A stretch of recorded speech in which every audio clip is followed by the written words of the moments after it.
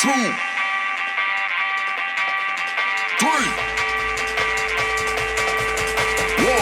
2, 3. Let's go.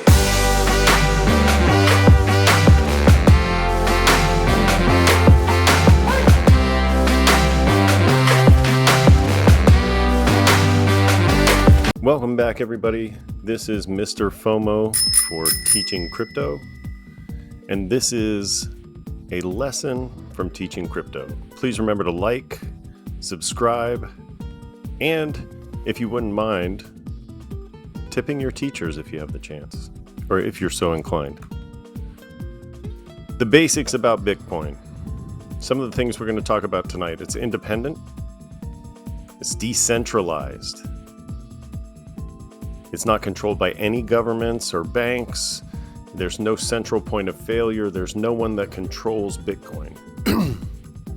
We're going to talk quite a bit about the blockchain technology, which I will argue is a bulk of the value of Bitcoin. Another thing that determines the value of Bitcoin is the finite supply. There's only about 21 million, or there's only 21 million that were ever or will ever be created. But some of those have been lost. Some of those are dormant, and we'll talk about that later, but some of those are dormant and will remain dormant depending on where you are in the Bitcoin cycle or in the halving cycle.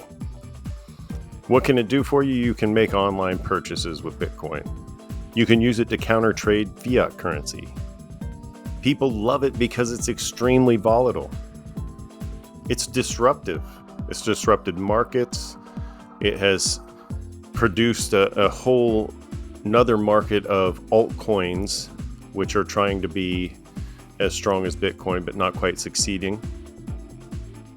And at the end of the day, I will argue that it's data, but that it's not that much different than the way you actually spend your money right now. In the beginning, 2008, Satoshi Nakamoto wrote the Bitcoin white paper. And this was a response to the financial crash and the bank bailouts. And this person didn't see it as fair that the common man wasn't bailed out, but these big banks and these big corporations were too big to fail, and they were bailed out by the governments. Now, who is Satoshi Nakamoto? No one really knows. It's rumored to be a lot of different people, including some of the names listed here: John McAfee, Hal Finney, Craig Wright, David Kleiman. It could be anybody, but we're not quite sure. Whoever this person is, they are a genius. Whoever these people are, they are geniuses, and they have given us something that is quite special. Now let's talk about what kind of money systems you can actually have. You have a token system, a monetary system, or a commodity-backed system. The first system we're going to talk about is commodity-backed system. Backed by gold, silver, or something with value, a commodity of some sort, backs the currency. The currency is guaranteed by that physical commodity, either by the coins being made from that physical commodity and then being valued based on the weight of the coin, or the paper money or whatever else being backed by that physical commodity, say by an ounce of gold or silver or whatever. And then previously, the commodity was the currency. And the US actually left the gold standard over 50 years ago, and it's probably the thing that Richard Nixon should have been impeached for, but it wasn't. A monetary system consists of a treasury, a mint, a central bank, commercial banks. The key here is government issuance and government control. Fiat or legal tender is not backed by any commodity. It's not backed by gold. It's not backed by anything else. It's just government hope and government promises. And it is a system by which the government provides money in a country's economy. And as we know, they can print as much as they want and provide as much as they want. And that is one of the reasons that Bitcoin is actually around, is because of the printing of money. Is one of the things that it combats. And then there's a token system. Consists of tokens, coins, video game currencies, etc. The idea is that it costs less to produce this currency or these tokens than their intrinsic value. It's not issued or controlled by any government or any one entity, and it's independent of the banks. It doesn't need the banks, central banks, commercial banks. You can make transactions in a peer-to-peer manner. And so Bitcoin, I would argue, is probably a token system that's attempting to be a monetary system. Now, key to Bitcoin is the idea that numbers are working as nouns, right? And so why would I say that? Well, currently your money is represented as numbers, but those numbers are adjectives, right? It describes the amount of government issued tokens you hold, the fiat currency you hold. If you have $100,000, dollars is actually the noun there. But with blockchain, the serial number for your Satoshi, or Bitcoin, the serial number for your Satoshi is really the noun. And each Satoshi has its own serial number, and that Satoshi is transferred to your pseudo-anonymous wallet address. And you would use crypto keys or a key phrase that allows you to access your wallet and eventually your digital assets. It allows you to trade them. And the security here is the blockchain and the proof of work. And I would argue that this is the actual value of the system because it provides the security and the way that it provides the security. Proof of work system. Investopedia says a blockchain consensus mechanism in which computing power is used to verify cryptocurrency transactions and add them to the blockchain. Right. So in traditional finance, data centers make changes to the ledger upon request, right? You swipe your card, a request is sent to the data center, they make a change to your ledger, that money is sent, or those digital IOUs, as we'll get into later, or sent to whatever store you're working with, and you are allowed to take that item out of the store. A BTC or Bitcoin is a larger database that anyone can view. There is no central point of failure. We talked about earlier, there's no banks involved, there's no governments involved, there's no central agency involved. It is a global network of computers, or techno clerks, if you will, or techno tellers that are adjusting the ledger constantly. Like I said, it's hosted on thousands of globally scattered mining rigs, or just high-powered computers that are able to work with blockchain. Miners are like online tellers, and they make the alterations to balances and transfer Satoshis between users. Your BTC account is your public address. Your address can be seen by anyone. It's pseudo-anonymous though, and so it's not attached to your name in any way, and there's no real way to know whose wallet is whose unless you are online telling people about your transactions and how much you're spending and when you're spending, and then people could eventually track down your wallet address based on that information, but it would still be pretty complicated, unless you were making some pretty large or specific purchases. Now, BTC addresses are more like email accounts sending digital messages across a global network until it reaches consensus. So think of it sort of like you sending out that request to change the ledger, and then it's sort of spreading across the globe until it reaches all the way around and all the computers or all the mining rigs agree. So consensus is when Bitcoin miners agree on the changes to the ledger across the entire global network of computers. Each transaction is sent as a coded message. Miners decode the messages, and they are competing to update the ledger accurately. So you want to be the first one to update the ledger accurately. Miners receive a reward for this work, and that reward is in Bitcoin. Now, there's a great book called Cloud Money by Brett Scott, and that's where I'm going to take this dancer analogy from to sort of explain how proof of work and the blockchain works. And so in this analogy, there's a dancer on the stage in a large auditorium, and you have a bunch of people sitting in the audience, and they all have laptops, right? The dancer dances, or more accurately, the dancer shouts out requests to do certain moves in a sequence. And the audience, in this case, in Bitcoin's case, are all around the globe, but for this analogy, they're all sitting in the same room with their laptops in their laps. And they type into their laptops the request, and then they shout back, "She does a twirl." The dancer twirls. So in this analogy, you are someone who's making a purchase on the Bitcoin network. You make the purchase, the request is sent, as part of the global network, that request is entered into the ledger, the changes are made. Once the system agrees that transaction is accurate and belongs, it functions. And this happens quite quickly. Now, the problem is the faster that the dancer shouts requests and the more requests that she shouts, or maybe the more dancers that are on the stage shouting requests, the harder it becomes for the audience to keep up, right? So the harder it is for these crypto tellers to keep up with the transactions that they have to put together to make a complete ledger or complete block on the blockchain. And synchronization is required not only of the information, but also the timeline. So these dance moves or transactions all have to not only be accurately decoded, but also the order in which they're going to happen have to be decoded.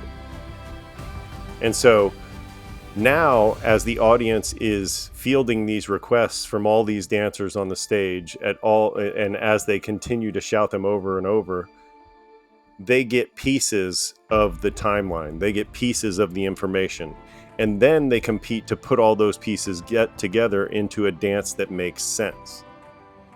And once they put those pieces together into a dance that makes sense, or once they put those pieces together into a ledger that makes sense, the dance moves in order are stitched together in a repetitive pattern, and the stitching of that timeline is the secret sauce of the entire recipe. But that is the security. But once one of those audience members gets all of this stitched together in the right order with the right information, they're the one rewarded, right? So the timeline stitching. So imagine each step the dancer takes must be stamped with the step before it. The next step must contain a stamp of the previous step and the stamp it held. So imagine like each block on the blockchain has a thumbnail or a tiny little picture in the top corner of the previous block on the blockchain. And within that tiny thumbnail is another tiny thumbnail of the block before that. And it keeps going on and on in the timeline. And so changing that would be pretty impossible, because the genius of it is, in order to change one of those blocks or one of those ledgers, you would have to change all of the blocks on the timeline in order to make it agree in the system. And so this continues over and over on the blockchain. And as the timeline extends, it becomes harder to manipulate and or copy. Taking one of the steps, like I said, or the transactions out or changing it would require changing all before and after. And the timeline is also stitched exactly the same on thousands of computers globally, and that provides the strength. So the Bitcoin security here is that changing the data on the ledger would be impossible because it exists on tens of thousands of global computers, or of computers on a global network. It requires what they would call, or at least in one case, what they would call a 51% attack, where you would have to be able to take control, or one would have to be able to take control of over 51% of the computers in order to get the Bitcoin network to reach consensus on the wrong transaction. Additionally, you would have to change the stitching like we talked about on all the blocks before and after. And so this would be impossible to do on every single timeline, on every single computer, or at least 51% of the computers or mining rigs on the Bitcoin network. Now, you might be thinking, why would you want to do this? Why would you want to go through all this trouble? Well, miners are rewarded when they update the transactions and timeline and the network reaches consensus. Traditional finance separates money creation and money movement, but Bitcoin fuses these two into one. Miners reward themselves with tokens when they successfully collect transaction requests and update the ledger. And every 4 years, the reward for mining is cut in half. This is what we call the halving. And that's really what drives the Bitcoin cycle, is the miner rewards and how they get cut in half every 4 years. And so if you look at the charts, you'll see that there's a big spike every 4 years in relation to the halving. So that's why it's important why we know how and when miners are rewarded. So if miners are rewarded for doing it, why isn't everyone doing it? Well, Bitcoin makes it a little bit hard. A digital cryptography obstacle course pops up before miners can submit blocks of transactions to the ledger. The only way to beat this cryptography is with brute force. Basically, your computer is just guessing thousands of combinations over and over again until it finally gets the right one. This is why miners use a lot of rigs to ensure their success. The more computing power you have, the better chance you have of completing the cryptography or the puzzle and gaining the reward. This is one of the complaints about Bitcoin and the proof of work system. This causes a high energy usage, but miners are finding some great ways to combat this. And one of those, or three of those ways actually, are renewables, obviously, geothermal energy. You have some countries that are actually drilling into the base of volcanoes and using that energy rather than the energy, rather than producing the energy on their own. And then still others are finding ways to keep down the heating by burying their mining operations or their warehouses under man-made ponds. And so that keeps the the energy output down and the cooling costs down. But I'm not sure that exactly cuts down on the energy usage. Now, almost like all miners are fighting through the same force field simultaneously. So think of this tens of thousands of people struggling at the same time to reach through and finally touch the same button that will make the system reach consensus, or that will give them the right block and force the system in consensus and give them the reward, right? And then once one miner breaks through and touches that button and gets rewarded, all of the other miners sync up and the fight starts over again.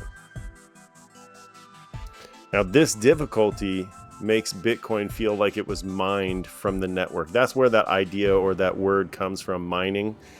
There's a lot of people that get caught up in sort of these misnomers in Bitcoin. And so that difficulty is why they call it mining, not necessarily for any other reason. It's not akin to, mining gold out of, the rocks in the ground, other than you get a reward for the work that you're doing at the end of it. So at the end of the day, what is it really? It is not, and I will argue that it is not digital gold backed by math. Gold is a little bit more, I'd say it's a little bit less volatile than Bitcoin. The future of world currency. I would argue that the supply is not there, right? Currently, 68% of the Bitcoin is dormant, and that probably has to do with the cycle. But the idea is that most of that 68% will remain dormant, other than, every 4 years when they trade out of it and then trade back in once the market falls after the halving. So they trade out of it when the market goes up, they trade back in when it falls. But for the most part, it sticks to some very strong hands.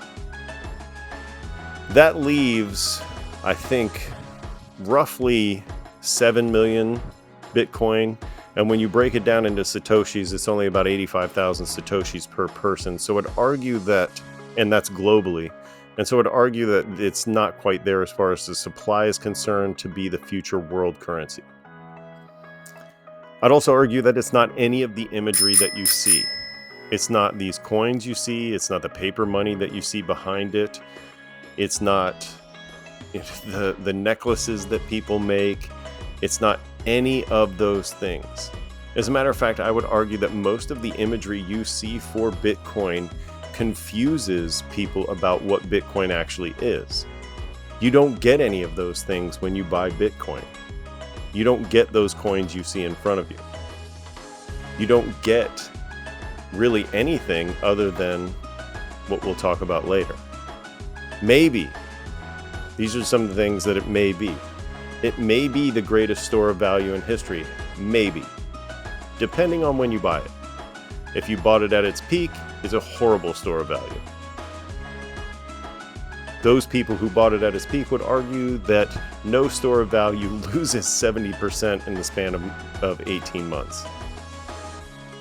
But if you buy it at the right time, it could possibly be the greatest store of value in history because of its upside volatility. The best hedge against inflation, I'd argue that currently, yes, it could be the best hedge against inflation based on where Bitcoin is in the halving cycle, where it is versus all-time highs. But there are other times when I would say maybe not. Especially, if your fiat currency is on the upswing or doing stronger, then, or if they're deflating, let's say if your currency is getting stronger against the other world currencies, you're not going to see that rise in the value of your Bitcoin, and it'll actually go down because your currency is going up in value. And the future world reserve currency. This one is a struggle for me to see as well. To force the world to first force the world to go to another reserve currency is something that's already happening with the BRICS nations, Brazil, Russia, India, China, Saudi Arabia. You're even getting Iran and some other countries in there that want to drive the dollar down as far as the world's reserve currency. Do I see Bitcoin jumping up and taking over in that position? I don't know that happens anytime soon. Could I say that that'll never happen? I don't know. So we'll stick that in the maybe column for now. What is it? Yes, it is not. It definitely isn't that different than the way you currently spend your money. To your bank, cash is a liability. So when you deposit cash into your bank, they don't hold on to that cash. They don't even loan out that cash. They send that cash back to the treasury to either be destroyed or recirculated. What they give you and what they loan out is what Brett Scott argues in Cloud Money is a digital IOU. And so when you think of your money as actually digital IOUs, it's actually just data that you're moving back and forth, that you're using to purchase things. Now that data is backed by IOUs for the US dollar, but again, they don't keep that in the bank. It's a liability. If somebody walks in the bank and robs them, they take all that cash. It's a liability to the bank. So they don't keep it on hand anymore. And so you are currently spending data that is insured by your bank. Bitcoin is also data. But now you have data that you can use to counter trade the US dollar or your digital IOUs that your bank gives you or your favorite fiat currency from around the world. And it gives you that opportunity when your dollar is strong, say, you can use it to buy Bitcoin if Bitcoin is down. And then as your fiat currency loses money, if you pay attention to something like the DXY, the chart that compares the US dollar to a sort of whole basket of other world currencies, and you see that let's say the US dollar is super strong and Bitcoin is very low, you can buy Bitcoin with your US dollar. If the DXY turns, which it eventually will, the world the global economy is a zero-sum game, so it eventually will come back down a little bit against the other currencies. You will also, just based on that fall in the strength of the dollar, you will see a rise in the value of your Bitcoin, because it's measured in that dollar that's getting weaker. So it'll cost more dollars to buy Bitcoin, right? And so that's why it could be a great store of value as well. But at the end, it's data just the same way you're using data to buy things now. But this one just offers you the opportunity to counter trade your favorite fiat currency so that you can make a little bit of money in a way that you couldn't before 2008. Let me know what you think of this presentation. I think Bitcoin is just that. It's data that can be used to counter trade the US dollar or your favorite fiat currency, but I know a lot of you disagree with me. And I love when people disagree with me. I love when my students in my class disagree with me, because we all learn from those disagreements. If you agree, that's also great. Throw a like, share the video, make sure you subscribe to Teaching Crypto, and we'll bring you more content just like this. If you're new to crypto, we're going to bring you stuff like this so that you can learn the basics. If you're a crypto OG, then we're going to have other live streams where we talk to you about things that you maybe don't know, where we take a deeper dive and give you some new information. And hopefully in the end, we're going to help you make a lot of money. So keep it locked here at Teaching Crypto, and make sure you subscribe. For AZ Crypto and Teaching Crypto, this has been another lesson in crypto from Mr. FOMO, and we will talk to you soon.